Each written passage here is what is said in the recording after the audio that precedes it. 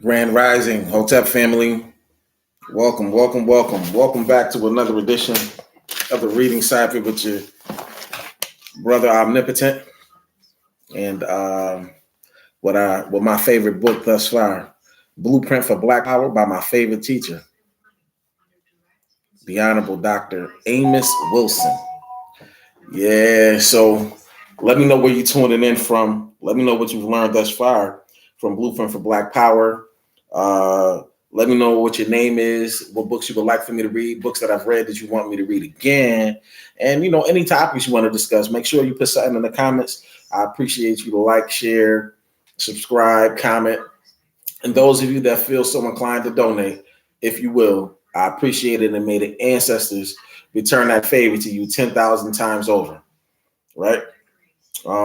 As usual, I'm going to post to social media, and I'll be right with you.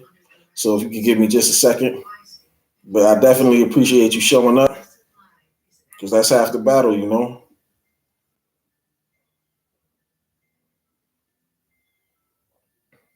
We're almost done. That was nice. That was easy, right? Look at me. I'm getting faster. Your boy getting faster. Yeah. That's cool. Getting faster.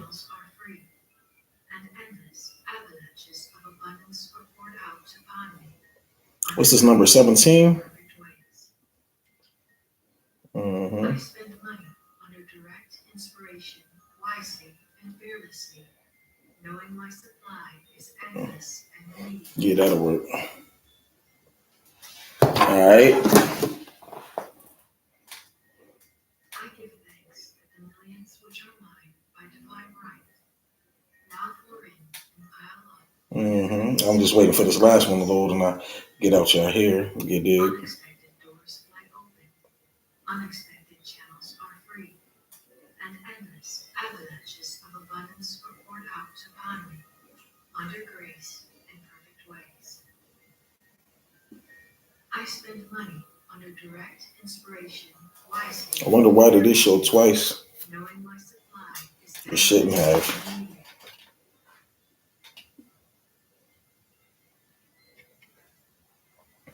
It's pretty interesting.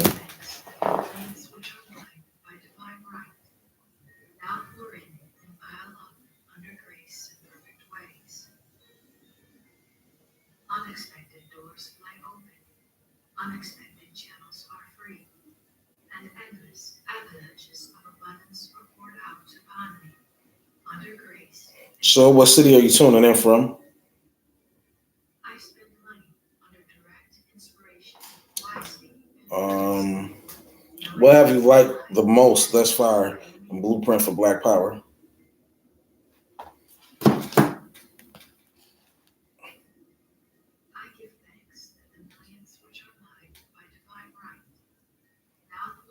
There we go.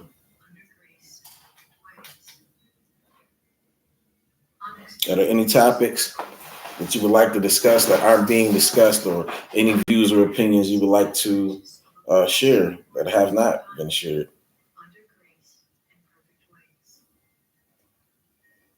I spend money under direct inspiration, wisely and fearlessly. Knowing my supply is endless and immediate.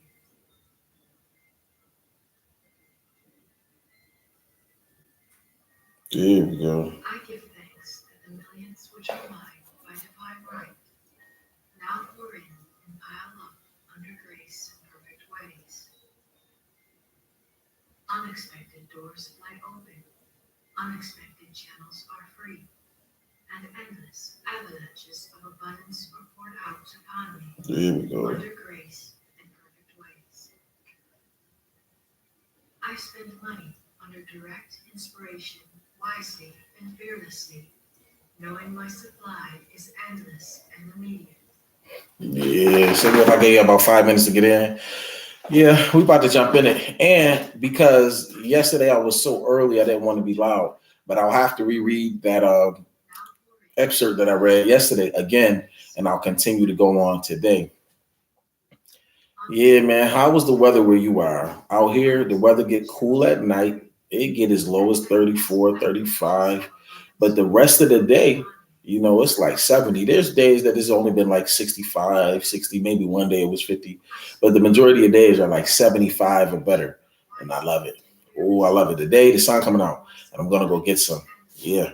I advise you to get some too. We need some of that vitamin D. And I ain't talking about that sexual vitamin D. I'm talking about the actual vitamin D you get from the sun. No homo, right? All right. Yeah.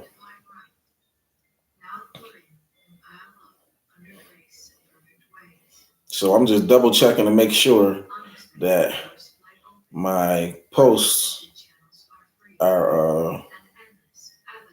oh yeah, that's what's up. RBG Buffalo was good. Oh, also, if you came in here from RBG Buffalo, definitely shout out your name, and I appreciate the viewership. You know, if you can, like, share, and subscribe, definitely appreciate the viewership.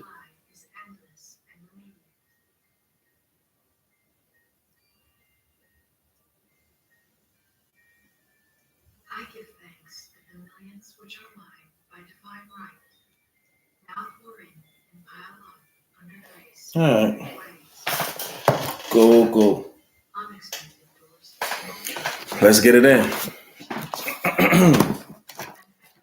Oh, Grand Rising. Pour out some libations today. Take a little bit of water, man. Much respect, and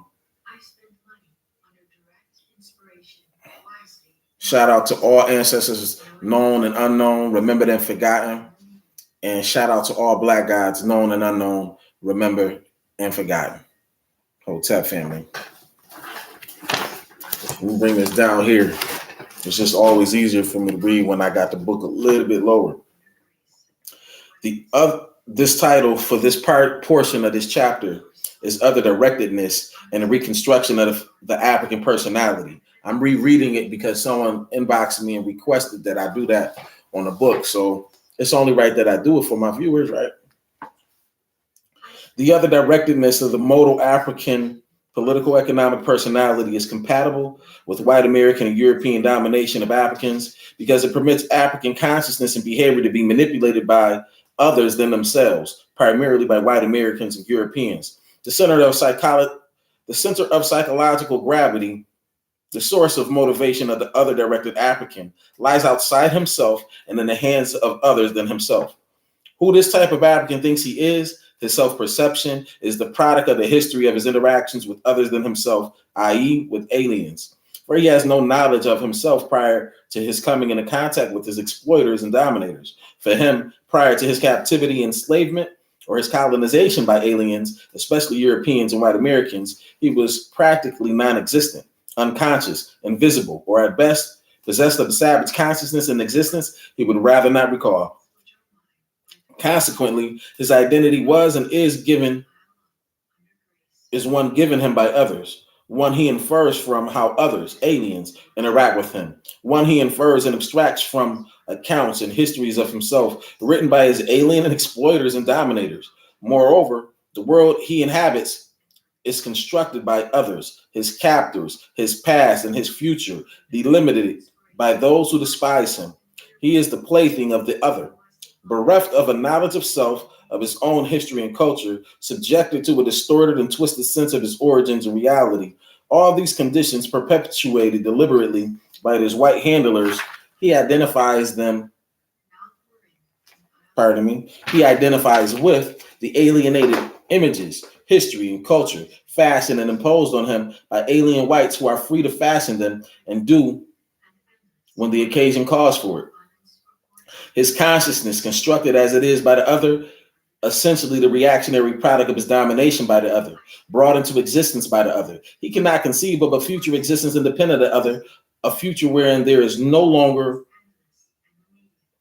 in some way supreme.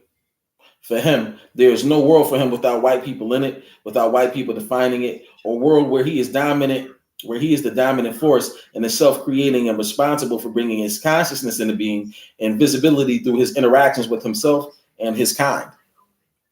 I'm going to read that part again because I think I probably stuttered a little too much to get it said clearly, and that was the purpose of the person that requested me to do it. So what it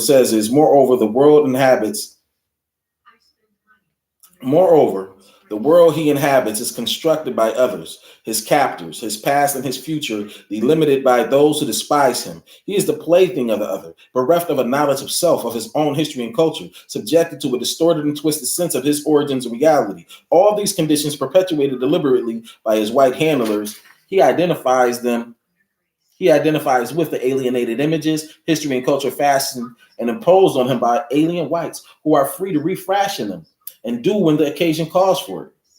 His consciousness, constructed as it is by the other, essentially the reactionary product of his domination by the other, brought into existence by the other, he cannot conceive of a future existence independent of the other, a future wherein the other is no longer in some way supreme. For him, there is no world for him without white people in it, without white people defining it, a world where he is the dominant force in the self-creating and responsible for bringing his consciousness into being and visibility through his interactions with himself and his kind. The other directed African personality is one characterized by subjective feelings of personal and group inadequacy, resentful dependency and submissiveness, conservatism and conformity, intolerance and frustration, either low self-esteem or narcissistic high self-esteem, inadequate or inappropriate self-confidence, negative or socially unproductive relations with others, immaturity, limited imagination, and a range of interests. It is a personality designed for powerlessness, gullibility, exploitation, and to futilely seek merger and identification with those who exploit it, fashioned to seek the approval and love of those who spitefully hate it above all else in life. The other directed African personality is a vacuous personality, an empty shell, a bottomless pit, an African container devoid of African content, and therefore suffering a chronic sense of emptiness, an insatiable craving for satisfaction. The vacuum created in this personality comes from it being emptied of its African core by its European enslavers. The niggerized version of the original, introjected into this personality by its Eurocentric creators, is designed to be satisfied, for it is designed to consume things produced by the others, consume others like itself, consume itself. The other directed African personality is a wounded personality, one produced by crippling blows to its African originated ego, to its self-esteem, self-love, and self-knowing. Being a wounded personality, it is a vulnerable personality, a personality under severe stress and highly conflicted. But an empty shell, subject to insatiable cravings for fulfillment, a wounded personality and suffering from chronic stress and pain, it is a personality vulnerable to addictions to consumption, religion, sex, excitement, the search for ecstasy, painkillers and sedatives, stimulants, analgesics, and hypnotics. Talk to him, Dr. Amos.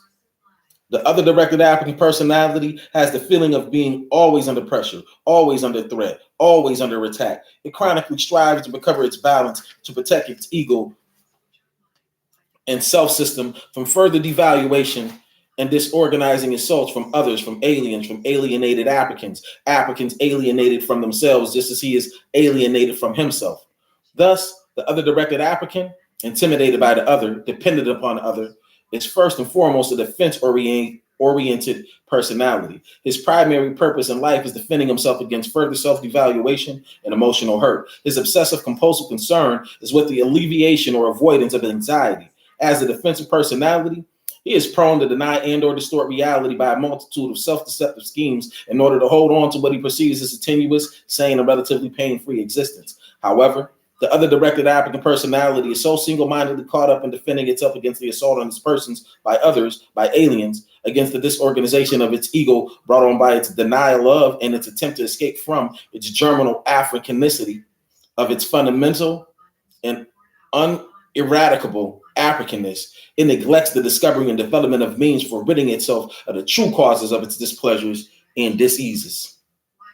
So caught up in dealing with the emotional effects rather than the realistic causes of its doldrums, that was the word for words to grow on, go and check it out if you haven't, it is unable to develop the means of identifying the true sources of its discontent and of developing and executing strategies and tactics for realistically meeting the demands of its problematic situation based on a creatively planned, dynamic, yet objectively appraised, conscious, rational, and constructive course of action. Talk to him, Dr. Wilson. Let's get into the next part. Sociogenetic maladaptiveness. We emphasize the reclamation of the African identity by African peoples and the construction of an African-centered consciousness because we recognize that it was and is the repression of these two factors that made the mental conquest and continuing domination of African peoples possible. I repeat, We emphasize the reclamation of the African identity by African peoples and the construction of an African-centered consciousness because we recognize that it was and is the repression of these two factors that made the mental conquest and continuing domination of African peoples possible. This repression out of consciousness of their original identity and consciousness is essentially what is referred to as alienation or self-alienation. When the repression of African identity and consciousness, the refusal to learn of African history and culture are motivated by shame, guilt, anxiety, fear, embarrassment of being identified as an African. When the African person uses these attitudes and feelings to reject his African identity and heritage, then we refer to that person as self-hating or self-alienated. Let me say it louder for the people in the back. This repression out of consciousness of their African original identity and consciousness is essentially what is referred to as alienation or self-alienation. When the repression of African identity and consciousness, the refusal to learn of African history and culture are motivated by shame, guilt, anxiety, fear, embarrassment of being identified as an African, when the African person uses these attitudes and feelings to reject his African identity. Let me restate that. When repression of African identity and consciousness, the refusal to learn of African history and culture are motivated by shame, guilt, anxiety, fear, embarrassment of being identified as an African, most often induced by the political, economic machinations of the dominant whites. When the African person uses these attitudes and feelings to reject his African identity and heritage, their identity and heritage being an objective fact, whether he accepts it or not, then we refer to that person as self-hating and self-alienated. The general attitude is one of self-hatred and being ignorant of self-alienated, or in rejecting his objective historical cultural identity, self-hatred. The person is compelled to assume a new identity, albeit a false one, or suffer identity confusion, ambivalence, or a lack of self-definition, usually characterized by a chronic search for purpose and meaning. The important thing to note at this juncture is that attitudes of self-alienation or of self-hatred and the behavioral tendencies that these attitudes generate, e.g., assuming a new identity, are themselves induced in the self-alienated or self-hating person or group by a powerfully dominating alien group. This powerful or dominant group deliberately induces these attitudes in the subject group by denying it the knowledge and practice of its history. Pardon myself.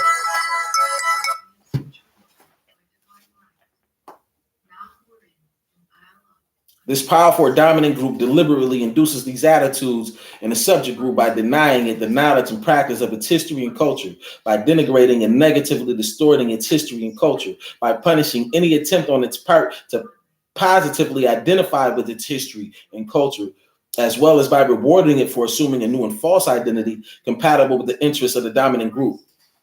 Did y'all peep that? As well as rewarding it for assuming a new and false identity compatible with interests of the dominant group. Y'all see these grown men trying to pretend to be women? Yeah, pretending to be women. They ain't physically changed nothing, and even if you do, naturally what's inside of you, that testosterone that flows through you, asserts that you are male by nature. Yeah, right? Now you got to address people by pronouns and all of these things. All of that stuff is just meant to confuse you so that they can do exactly what this just said. Do not be fooled and don't let nobody define your reality or your words. They can define their own and they can live how they want, but they don't define African culture or how we operate within our culture. So let that kick rocks, you dig?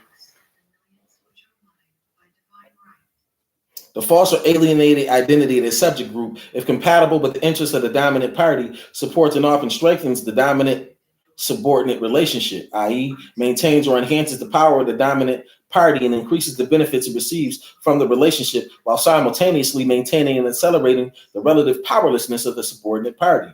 Ultimately, the subordinate party may become exhausted by the relationship. The subordinate group is other directed to the degree to which it is ignorant of the processes by which it is collective personality has been and is created, shaped, or conditioned by the dominant group, the degree to which it is unaware of the fact that it is psychologically and behaviorally motivated and directed by the dominant group. believes itself to be self-directed when such is not the case. It has been unconsciously induced to behave in ways which maintain, if not enhance, its subordination by the dominant group. Thus, it perpetuates its own subordination, its own powerlessness and exploitation.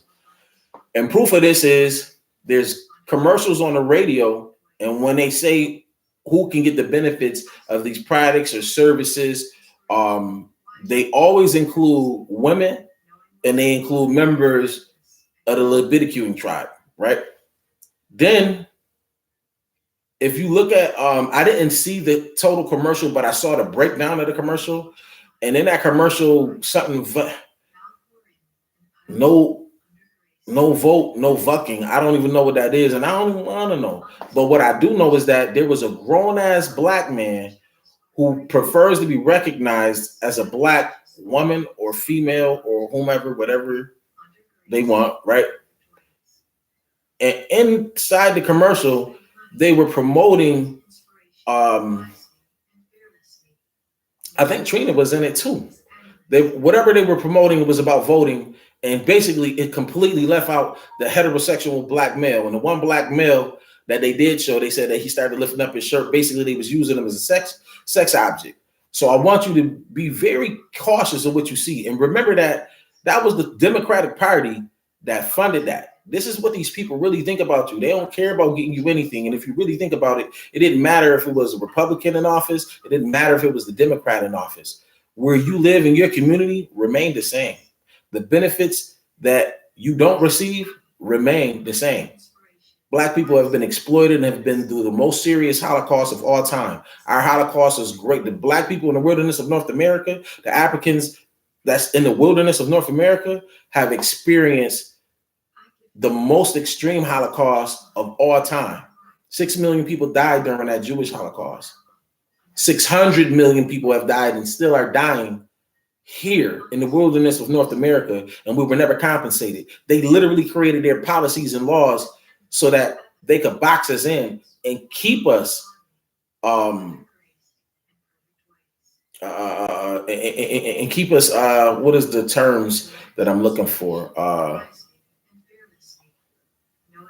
Powerless. In essentiality, I'm saying powerless, but to be more specific, they redlined us. They had Jim Crow. They had the convict leasing system the day after they so-called emancipated people. And a lot of people don't even know that the emancipation, when you get to the root of it, is just a transfer from one to the other, or from one person to another person.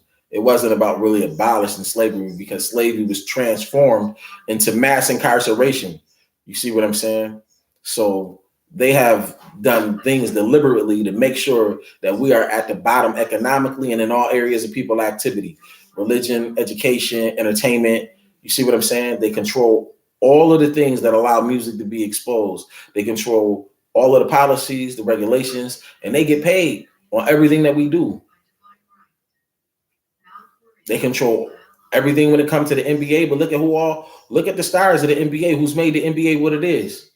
Look at the stars in the NFL who made the NFL what it is. Look at boxing and look who made boxing interesting. You take black men out of boxing, NFL, NBA, man, that shit gonna be boring as a motherfucker. Period. Stop playing with me.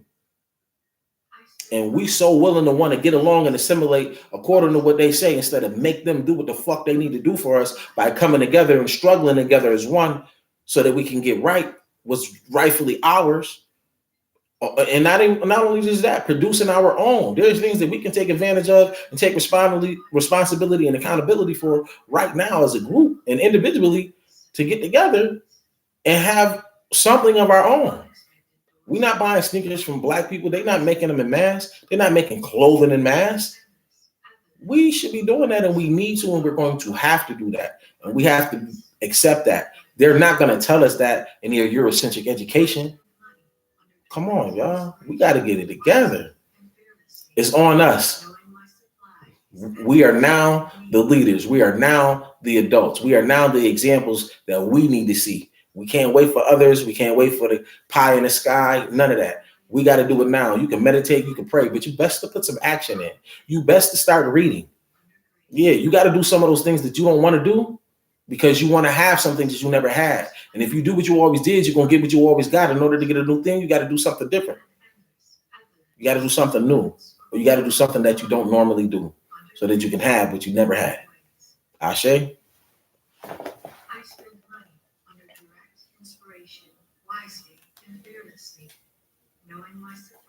I feel like I read all of that. And maybe I did.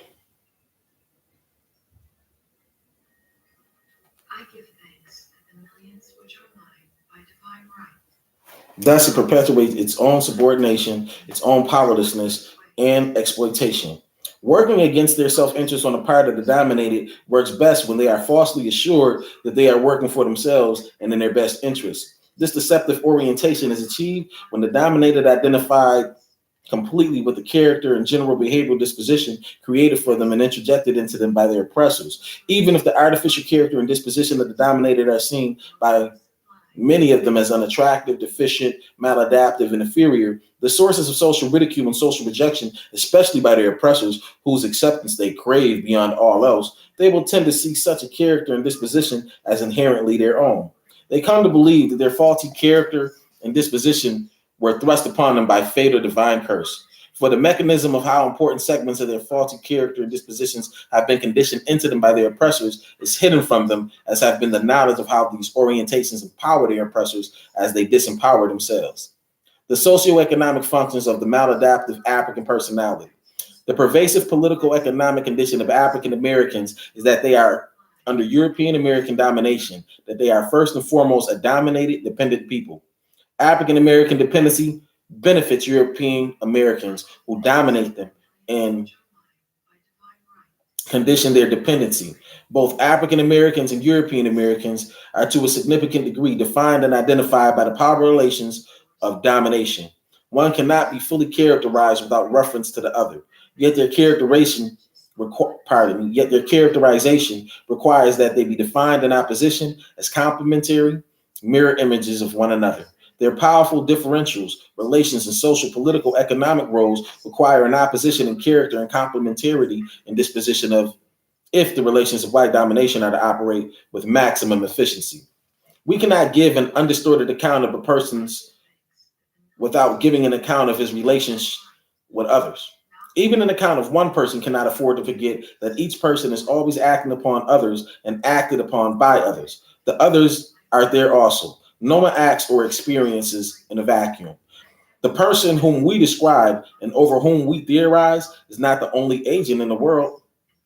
How he perceives and acts towards the others, how they perceive and act toward him, how he perceives them as perceiving him, how they perceive him as perceiving them, are all aspects of the situation. They are all pertinent to understanding one person's participation in it.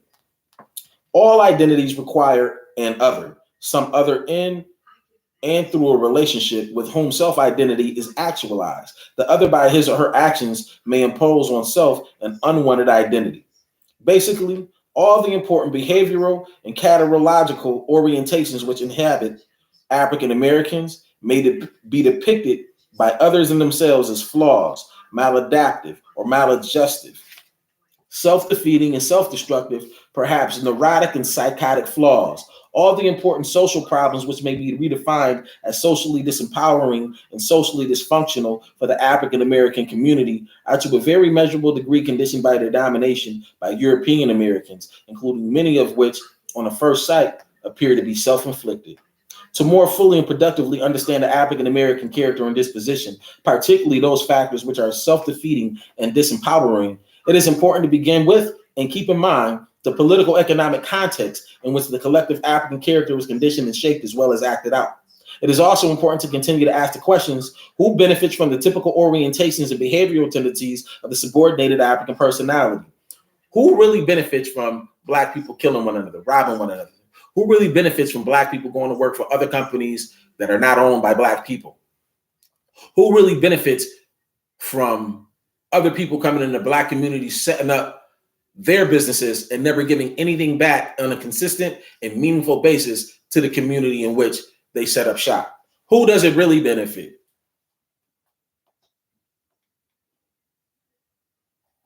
Where was I? I was going in for a second.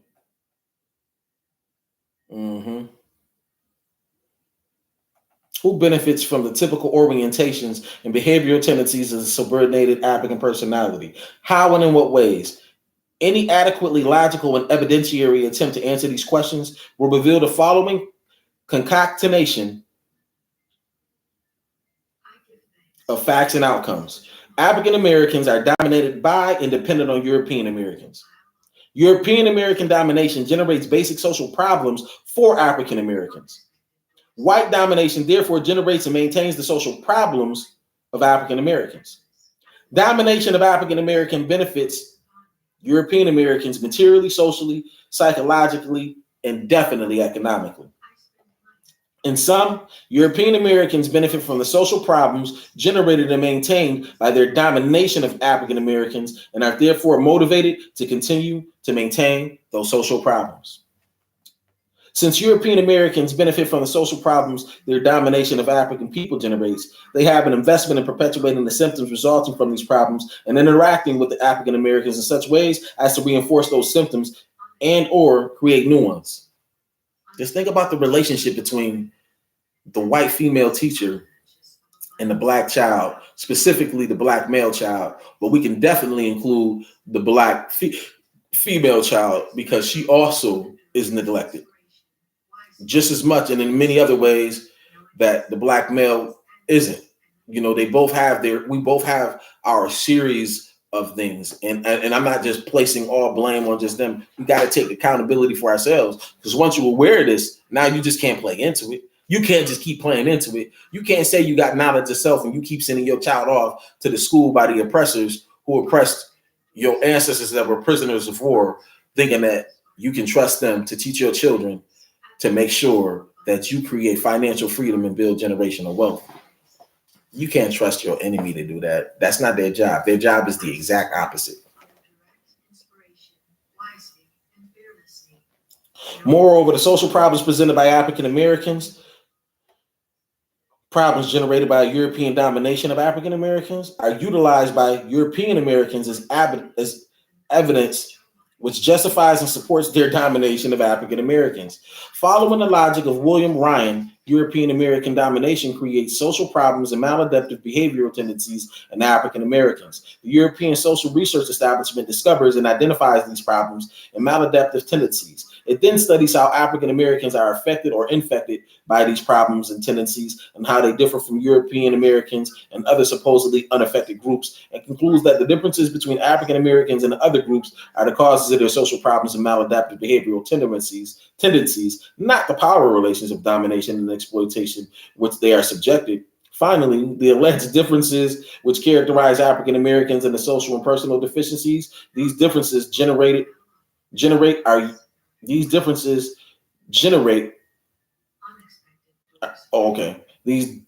deficiencies. Let me read that again. Finally, the alleged differences which characterize African Americans and the social and personal deficiencies these differences generate are used by the dominant European Americans to further justify, rationalize, and sustain their domination and the power relations which makes such domination possible. Okay, let me read some more. The reconstruction of the African personality.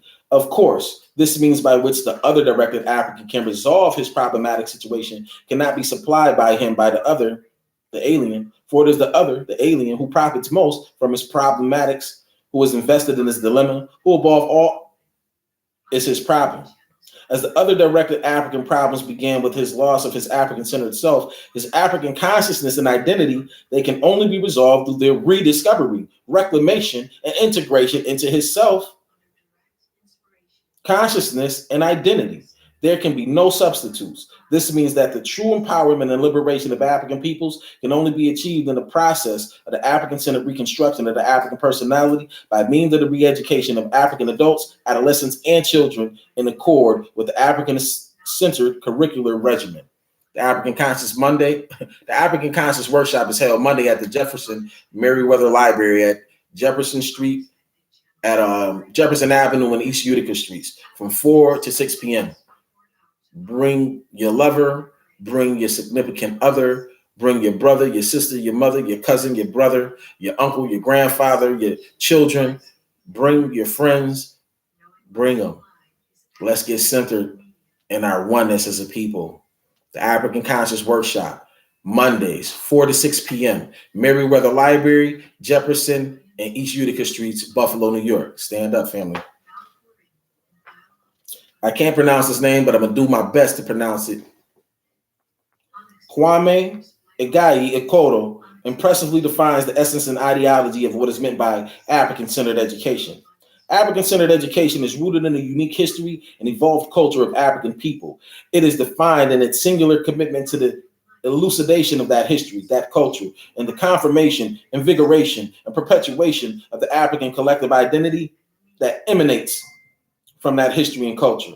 African-centered education is concerned with the origins, current status, and future of the African world. African-centered education is committed to correcting the historical distortions born of 3 millennia of foreign invasion, destruction, enslavement, physical and mental colonialism, cultural disruption, and dependency. African-centered education is committed to rooting or anchoring the spiritual and intellectual energies of African people in the spiritual, moral, and philosophical traditions of Africa. African-centered education, whether in the several nations of the diaspora or in the motherland, is concerned to fully develop the sense of African nationality within a broader Pan-African world.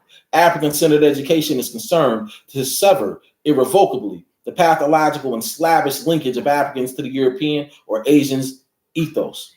African-centered education is concerned to enable the African person with nation building, nation management, and nation maintenance abilities. African-centered education is concerned to motivate teacher, student, parent, and community to advance the African nation and world by any means necessary. Ashe.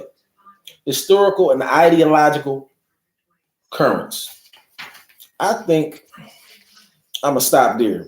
I don't want to bore you. I want to keep you interested, and I want to keep you ready for the next one.